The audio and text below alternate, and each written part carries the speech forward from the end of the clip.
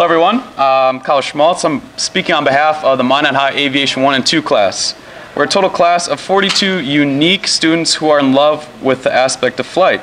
We learned everything from our CFI and teacher Merrick, wherever he's at. We have learned such things as the NDB, ADF, VOR, and ILS approaches. Also, such topics required to pass your private pilot license test and practical portion. Not only that, but we have received over 80 hours of simulator training.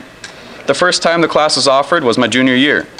In the description of the class, it said, students perform basic piloting skills using a flight simulator as well as having the opportunity to take control of an aircraft in flight. They will learn such things as aircraft basics, airspace navigation, weather, communications, flight planning, weight and balance, and the influence of human factors affecting flight.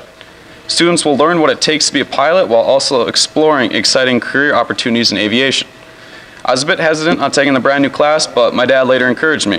That summer, my dad offered to pay for me to start taking flight lessons at Peach. I was a bit unsure, but I figured I'd get a head start when the class started later that summer. After the first flight, I instantly fell in love. I knew from that moment on that I wanted to have a career in the aviation field. Now looking back to my junior year, I can say with confidence that I learned that and some.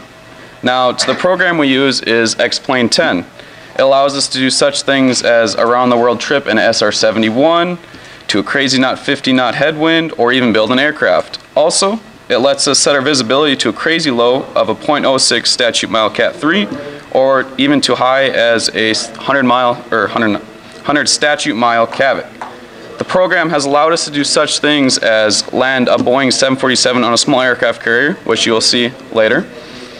If that's not satisfying enough, maybe a mid-air refueling at 25,000 feet. You can fly anything ranging from a Cessna 172 to a space shuttle that's re-entering the Earth's atmosphere. This is for the recording thing we're on. I don't know if can you hear me good in the back? This is for the... Use the mic that's green. Okay, where is it at? That'll probably be better. Hello? Hello? Hello? What? Does it work? Can you hear me now? Okay. Alright. This year, X-Plane came out with an upgraded version, X-Plane 11. We plan to later purchase the program for the next year's students. One of the biggest things we learned from the simulators is the basic maneuvers. I'm sure if you ask anyone from the second year class that we could agree we could do a stall in our sleep. Not only that, but we can do such maneuvers as slow flight or steep turns without a flinch. Like I said earlier, we have over 80 hours on the simulators. It gives us a general feel of what would be to come if we would like to start taking lessons at Peach. Alright, so let's begin. First, we have Brett and Noah showing their skill with the Airbus A320-214. They'll be in contact with ground, tower, and departure frequencies. The ground operation is being ran by Logan, Michael on the tower, and last Sean with departure control. Normally, to communicate in our class, we would use the application Zello. It acts as almost a walkie-talkie system via our smartphones. Due to the computers we had a little trouble with the Wi-Fi and stuff, we couldn't get our usual 4-computer setup, but we'll make it work with what we have. Let's go ahead.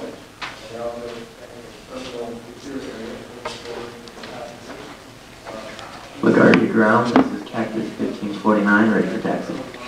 Cactus 1549, taxi runway 4 via Alpha Bravo, wind 040 at 10, altimeter 2992. Roger, taxi runway 4 via Alpha Bravo. Departure briefing, FMS. Reviewed runway 4. Flaps verified, 2 planned, 2 indicated. 2 planned, 2 indicated. Takeoff data verified, 140, 145, 149. 140, 145, 149, Tokyo. The weight verified, 152.2. 152.2. Flight control is verified, check. Check. Data trim verified, 31.1% and 0. 31.1% and 0. The engine anti-ice is off. ECAM, verified takeoff, no blue status checked. Takeoff, no blue status checked. Ladies and gentlemen, at this time we're at number 1 for takeoff. Flight attendants, please be seated.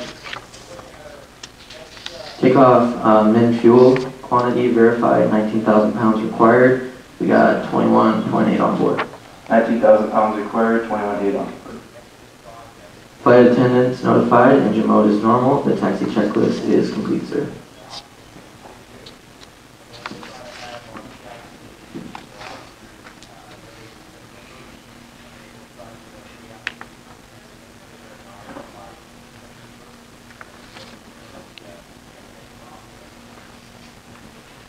Cactus 1549, LaGuardia runway 4, position and hold, traffic to land 31.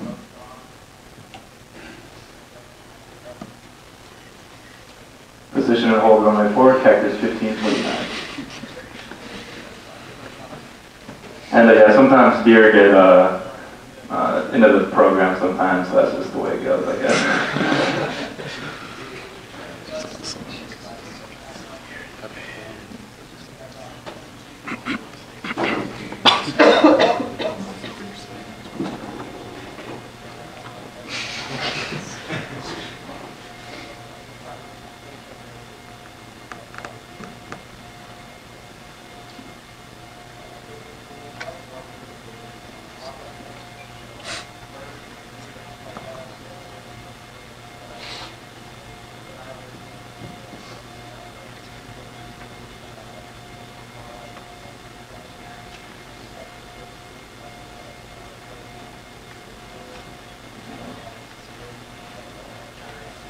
Cactus 1549, we're ready to take off, runway 04.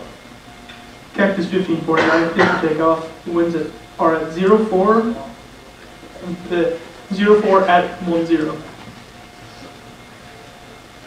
Position hold runway 4, Cactus 1549.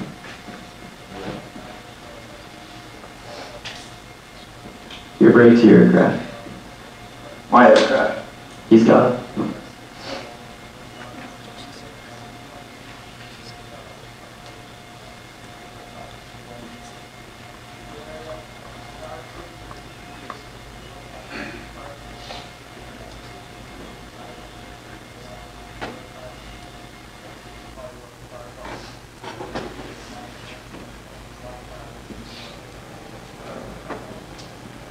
Toga.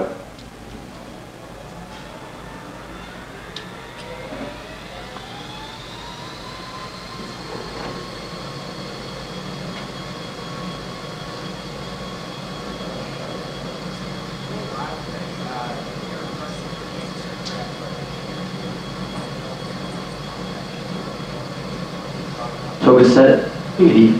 Check.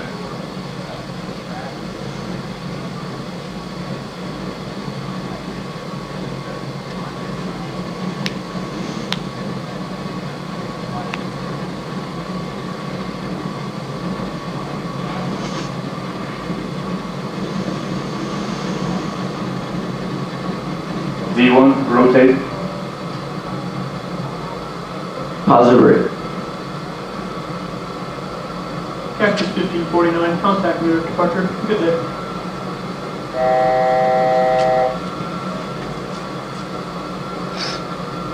Cactus 1549, 700, climbing at 5,000. Texas 1549, near departure, radar contact, climb maintain 15,000. Maintain 15,000, Cactus 1549.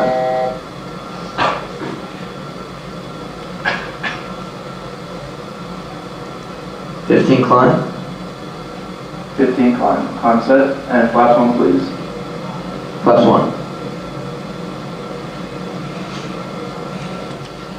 Oh, what a view of the Hudson today.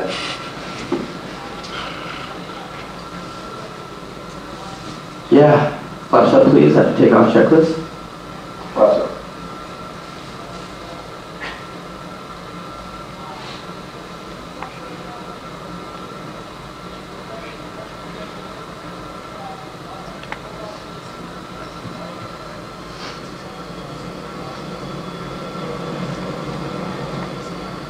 Birds. Whoa. That's awesome. We got both of them rolling back. Ignition start. Mayday, mayday, mayday. This is Cactus 1549. We hit birds. We've lost thrust in both engines. We're turning back towards the Guardia. Okay, you need to return to the LaGuardia. Turn left, heading 220.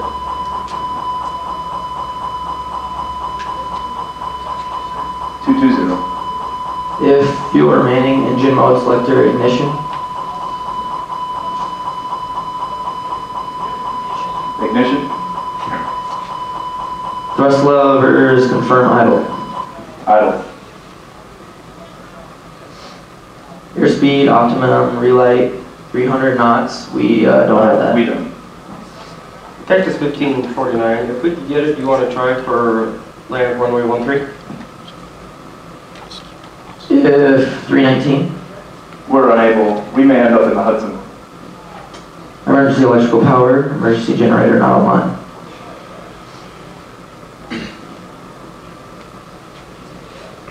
It's online. ETC notify squawk 7700.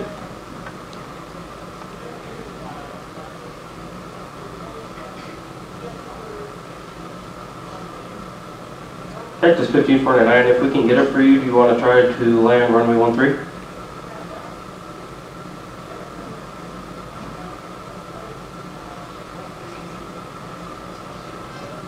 Unable. We may end up in the Hudson.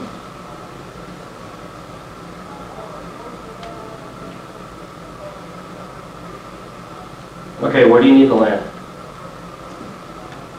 To come in and land on 13 for whatever. Cactus 1549, runway 4 is available if you want to make left traffic for runway 4. I'm not sure we can make 111. What's over to the right in New Jersey? Maybe Teterboro? Okay, yeah, off your right is Teterboro Airport. No relet after 30 seconds. Engine master 1 and 2 confirmed. You want to try to go for Teterboro? Yes. This is the captain. Brace for impact. Cactus 1549, turn right 280, you can land runway 1 at Teterboro. Is that all the power you got on number 1, or we got power on number 1? We can't do it. Go ahead, try number 1. Okay, which runway did you like at Teterboro? We're going to be in the Hudson. I'm sorry, say again, Cactus? I put it back on. Put it back on.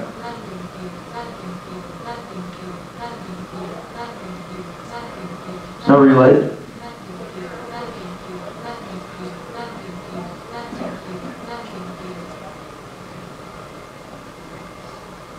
Cactus 1549, radar contact is lost. You got Newark Airport off to your 2 o'clock, about 7 miles. Got flaps out, 250 feet in the air. 170 knots, got no power on either one, try the other one. Cactus 1529, you still on? 150 knots, got flaps, 2, you want more? Got any ideas?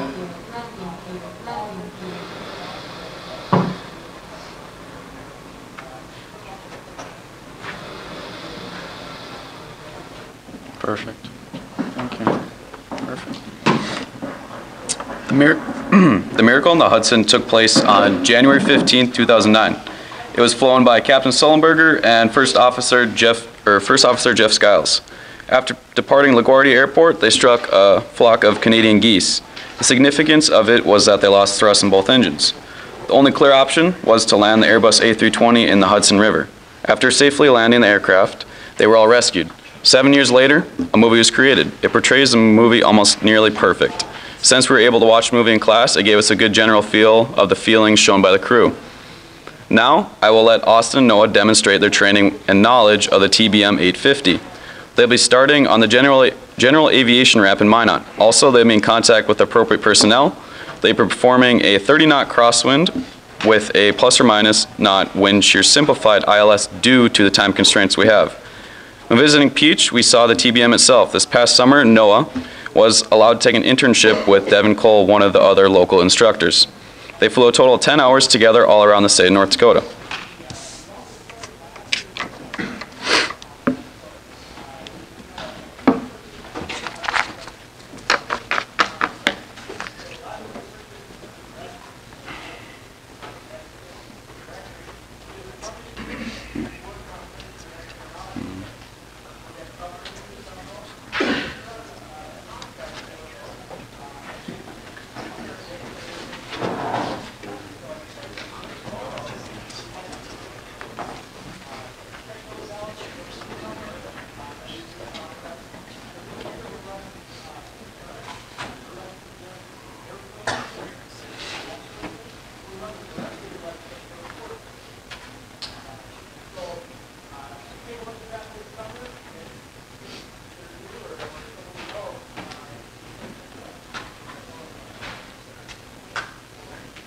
Test.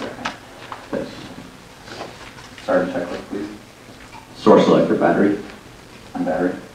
Avionics start. Start. Power level idle. Idle.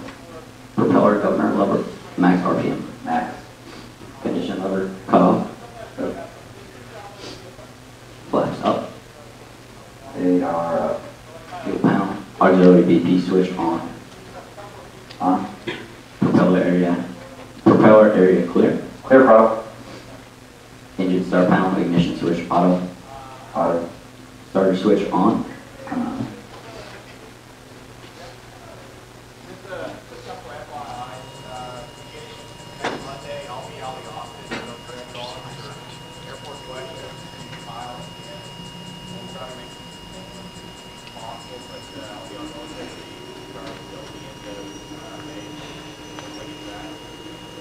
Condition of hot idle.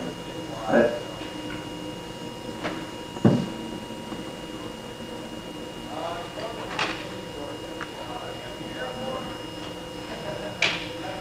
Lights are on.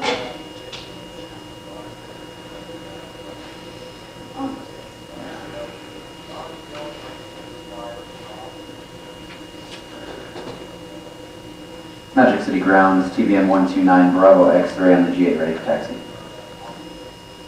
November 129 Bravo X-ray, taxi runway 13 via Charlie 3 Bravo, winds 130 at 15, altimeter 2994.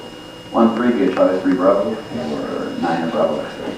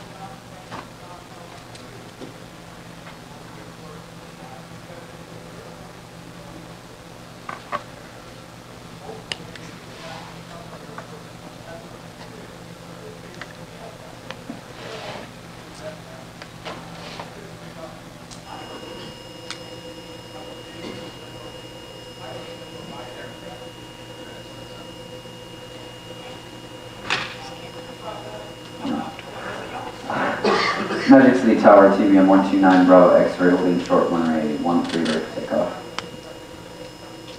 November 129 Bravo X-ray, you're clear for takeoff, winds are 130 at 15. Clear for takeoff from the 13 for 9 Bravo X-ray.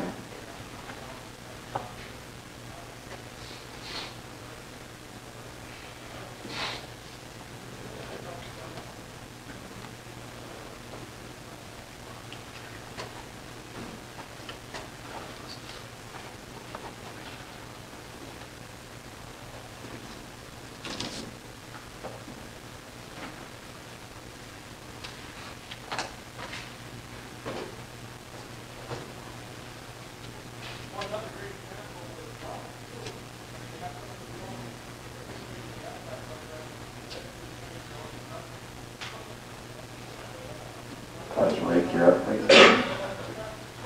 November 129 Bravo X-ray, contact departure. Going to departure. Have a good day. Minot departure, TBM 129 Bravo X-ray off Minot. 2,400 to 4,200. 129 Bravo X-ray radar contact 2 miles south of Minot, altitude 2,400, fly runway heading, climb and maintain 4,200. Runway heading 4,200 for 9 Bravo X-ray.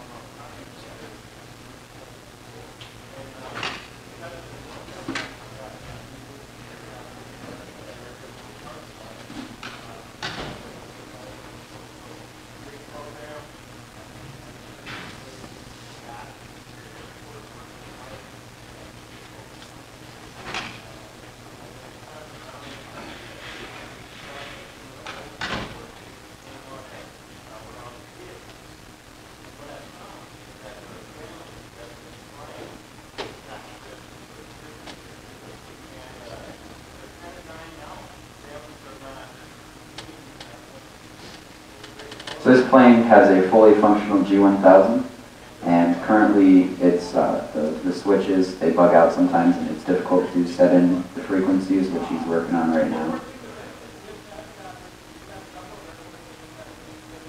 129 Bravo X-ray, turn left 090.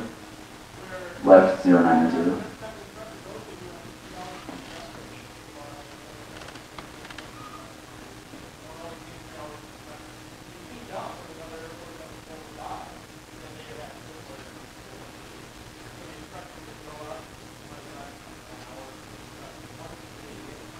I kind of need to see what I'm doing.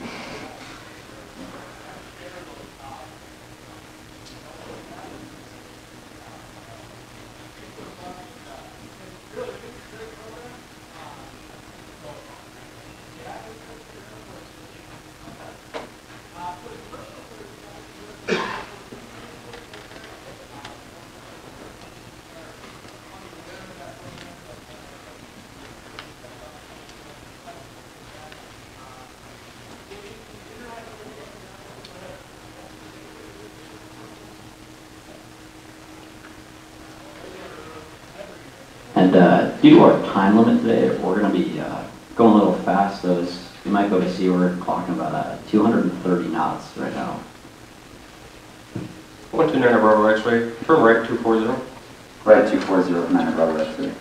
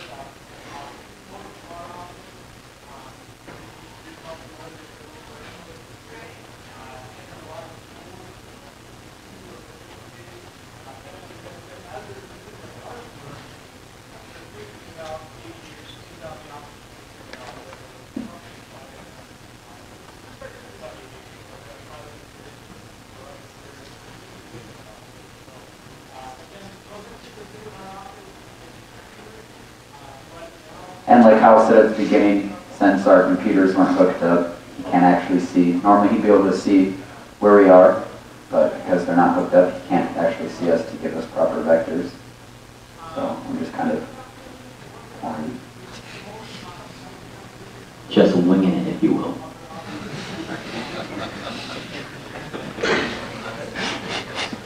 Watch your night of Bravo X-ray. Clear for the straight in ILS, runway 31. 5 minutes. Maintain 4,200 until established. cleared straight and ILS for runway 31, maintain 4,200 to establish and localize it.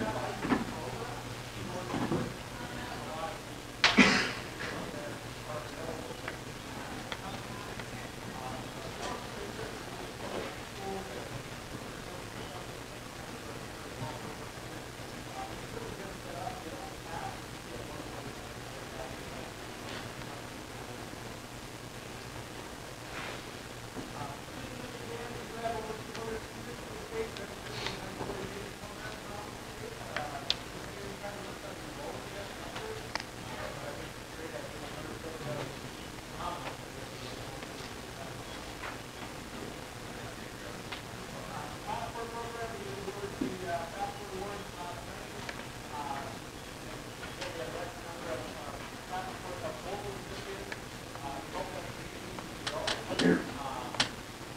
You down.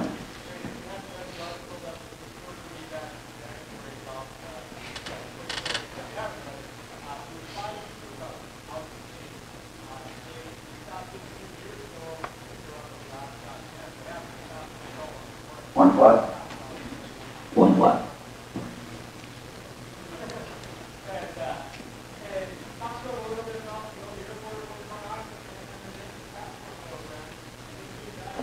And something else to note here, originally when we started off with the basic program, there was no white tanks, there was no nothing like that. So Noah and Austin edited almost everything you can see on the active runway.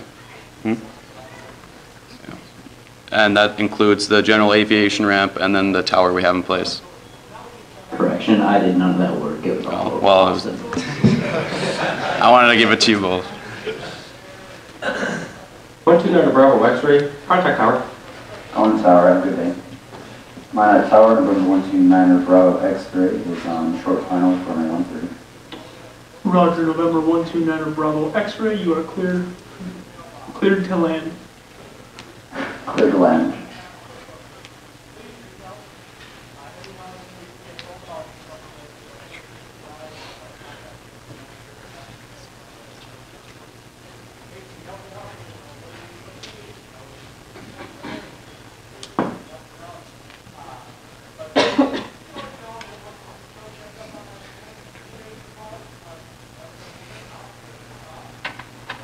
Runway verified.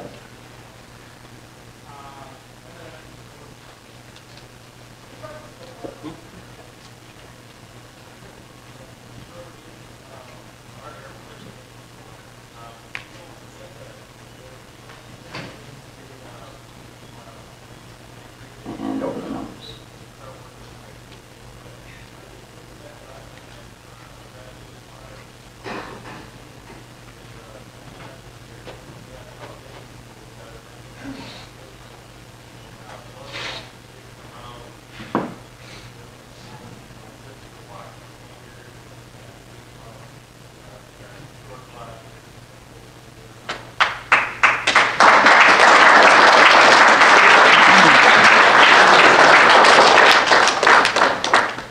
Perfect. All right, so next up we have Gabe doing a nighttime flight in Monument Valley, taking off from runway 34. He'll be using a Cessna 172. Last semester, we were instructed to fly up Parley's Canyon, Salt Lake City, Utah. We decided to follow the highway all the way up the canyon since the highway lights were the only thing we could really depict at night. The difficulty of it not only being at nighttime, but trying to avoid the vast canyon regions involved. So as you're setting up here, I said earlier about how the class has given us a huge understanding of what it takes to obtain your private pilot's license. It saved us each approximately $4,000 in required training. I can relate my out-of-classroom flying to the in-classroom knowledge learned. If I would ever have a question, I could ask Merrick, and he would go in depth with the whole class. I've learned that there is absolutely no such thing as a dumb question. The class has also helped me prepare for my written exam. I have passed that, and am approaching my practical test in the coming month. Not only myself, but Logan and Matthew have been taking flight lessons at Peach. It's magnificent to see other students learning and going through the same process that I have myself. There we go.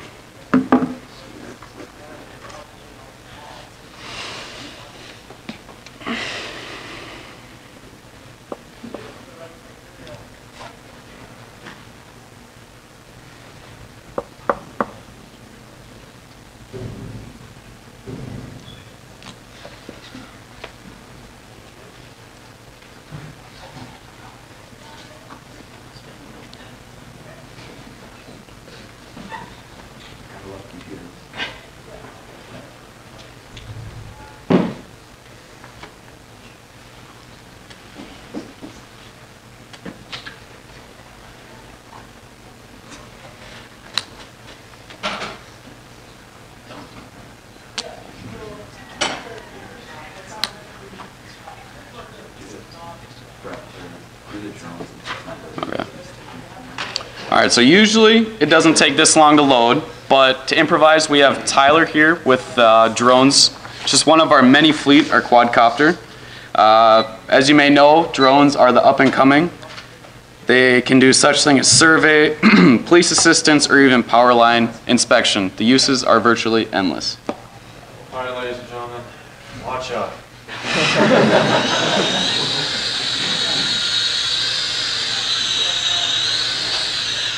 Yeah, okay.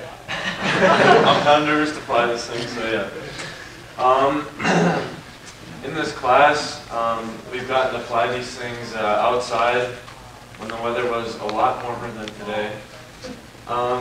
But since it's been colder out, we've flown it a few times in the gym. And you know, drones are more than just a hobby. You know, personally, I have one at home, and I use it at the lake, record all sorts of fun stuff at the lake and stuff like that. But since it's more than a hobby, like Kyle said, it can be used for more practical purposes. You know, a lot of them have cameras on them. You can use them for taking pictures and things like that. And there's a company called Skyscopes that actually visited our class, and they use them for monitoring like power lines and all sorts of stuff like that. So they're definitely an up and coming thing, and there are real life scenarios that you can use them for. Top one.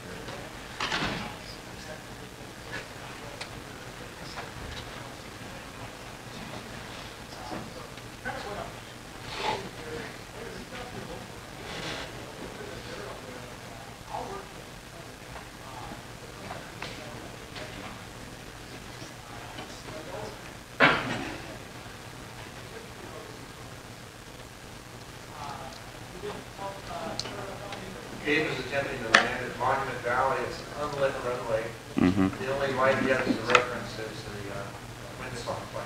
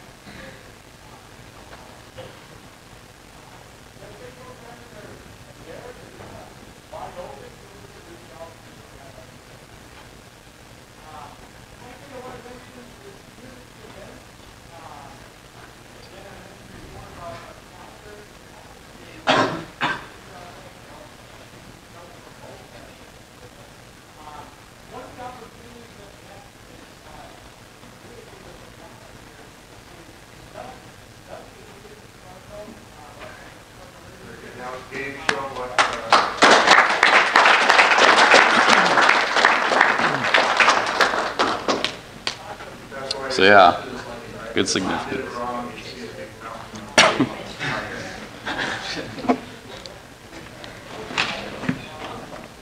All right, load.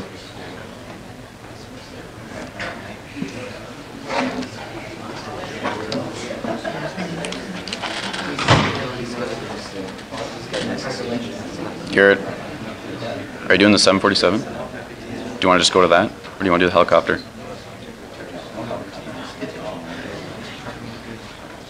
Do you want to do the helicopter thing? Do you want to do the helicopter thing? Just go without it? Okay. All right. So usually here we have our almost expert pilot, Evan, flying the helicopter, but since he couldn't make it out here today, we're not going to show that portion for you. Not only is the class in depth, but we're allowed to do almost a mini internship. These past few months, a group at a time was allowed to visit Peach. On the first visit, we went to the air traffic control tower. Might I add how gorgeous the view is. The current controller showed us such things as departure slips to IFR clearances and the communication portion involved. With that, it sparked an interest with one of our students, Sean. Sean has been allowed to visit the tower frequently and operates our approach/departure frequencies in the class. After that, we visited Peach itself. The first time, we were greeted by Glenn and Ed, the current instructors. They showed us around the general aviation ramp, including some aircrafts. Not only that, but they showed us the maintenance area of the airport. This is where Kelsey knew it was her dream to become an A&P mechanic. Also, to note, we were gifted to sit in one of the aircrafts, a Citation 525. With that being said, I allow Garrett to attempt a Boeing 747 on the aircraft carrier.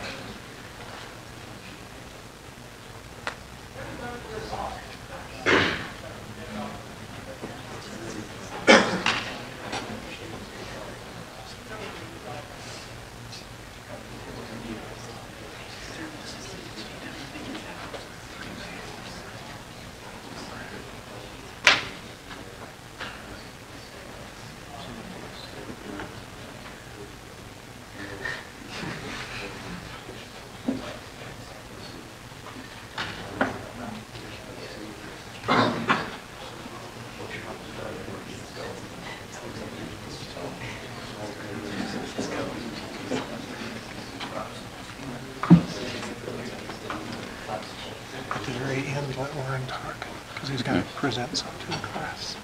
I'm going to go through this. Okay.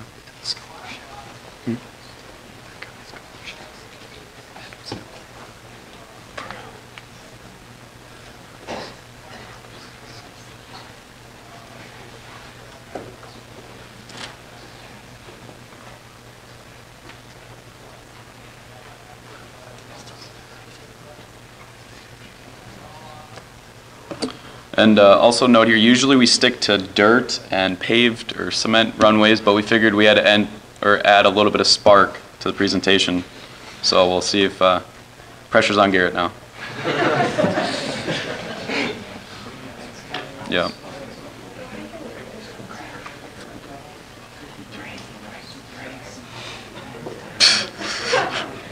That's unreal.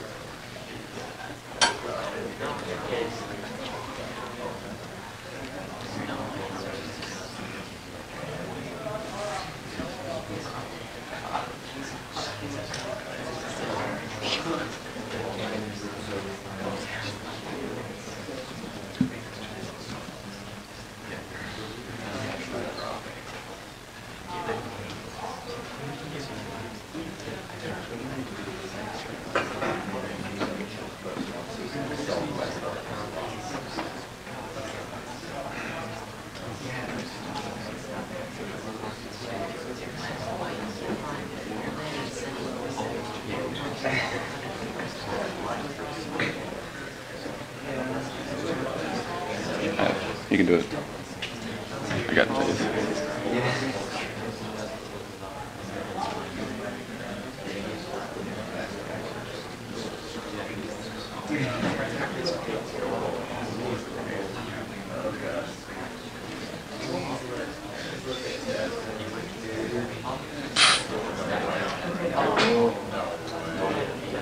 Oh.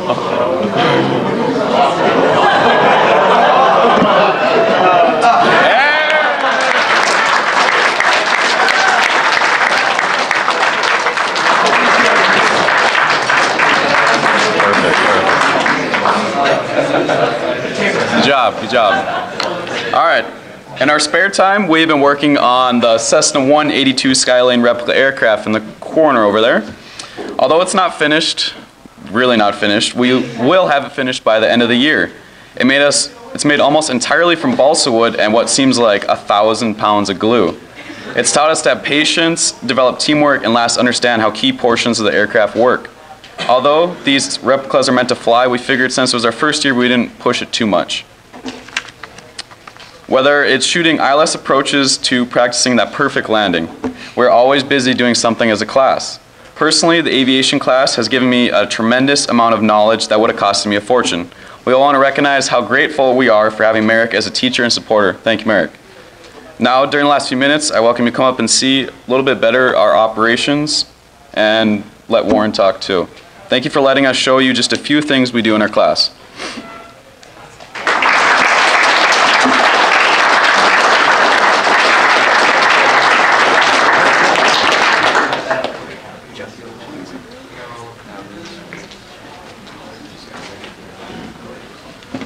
We're waiting for Warren Peach to show back up, and then Okay. we'll, does anybody have any questions at all about what we're doing? Or what?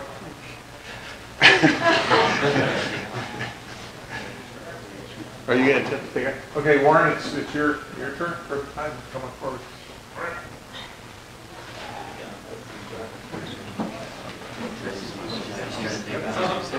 Hello guys, it's Rob. So I got some, what happened?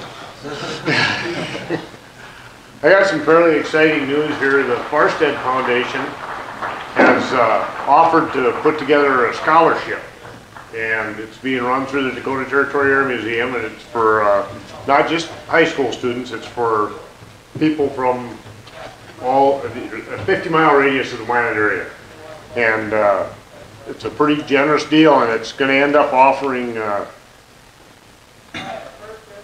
different programs for different things. They're going to help fund the ACE and PACE programs at the Dakota Territory Air Museum for $2,500 each, and then they're putting together flight training stuff that will offer 5 students the opportunity to get 15.6 hours, which should be enough to solo, if they qualify for the scholarship. And we're going to have the scholarship applications at the Dakota Territory Air Museum, and we'll have them at the booth here in the thing. So it's a chance for you to come in and look if you're interested in getting started in flying, if you qualify for what the application calls for, and there will be a selection board that goes through and looks at each applicant and determines who's going to get these things. And there's it's not just for flying.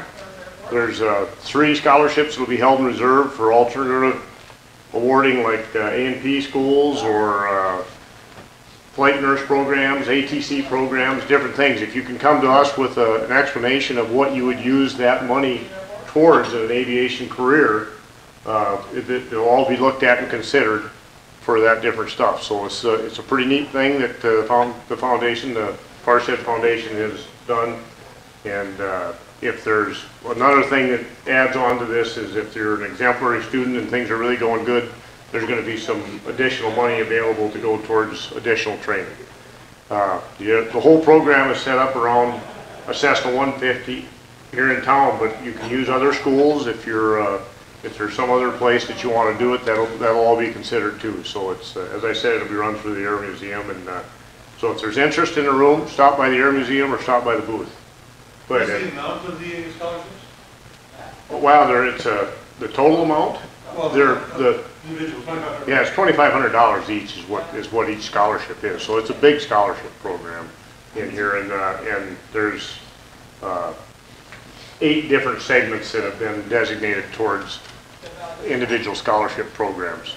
And obviously, you guys are, a lot of it is aimed at your class here, but it's opened up to other individuals, even if you aren't in the high school program. So stop by, and if you're curious about it, we'll give you more particulars. All right?